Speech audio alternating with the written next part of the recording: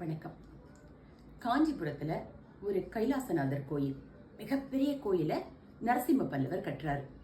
கட்டி முடிச்சுட்டு கும்பாபிஷேகத்துக்கு ஒரு நாளும் குறிச்சிட்டு கடவுள்கிட்ட வேண்டுதல் வைக்கிறாரு. கும்பாபிஷேகத்துக்கு கடவுளை நீங்க நேர்ல வரணும் அப்படின்னு ஒரு கோரிக்கையை வைக்கிறாரு. அன்னைக்கு ராத்திரி கடவுள் கனவுல வந்து சொல்றாரு, நீங்க குறிச்ச அதே நாள் அதே நேரத்துல திருநின்ற ஊர் அப்படிங்கிற ஊர்ல பூசலார் அப்படிங்கிற என்னோட அடியார் ஒருத்தர் கோயில் கட்டியிருக்கிறாரு. அங்க கும்பாபிஷேகத்துக்கு நான் போக வேண்டியது இருக்கு, நீங்க வேற ஒரு நாள் வைங்க அப்படின்னு. மன்னருக்கு ரொம்ப ஆச்சரியம். ஏன்னா இவர் பெரிய கல்லெல்லாம் வச்சு மிகப்பெரிய கோயிலா கட்டியிருக்கிறாரு.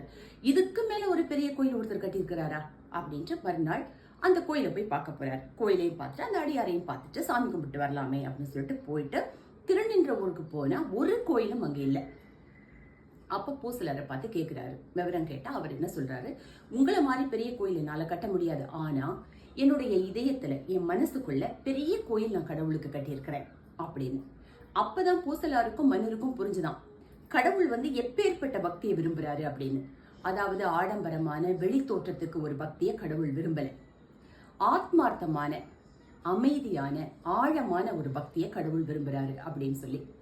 இனம், மதம், மொழி, நாடு கடந்து மனிதநேயம் வளர்ப்போம். நன்றி.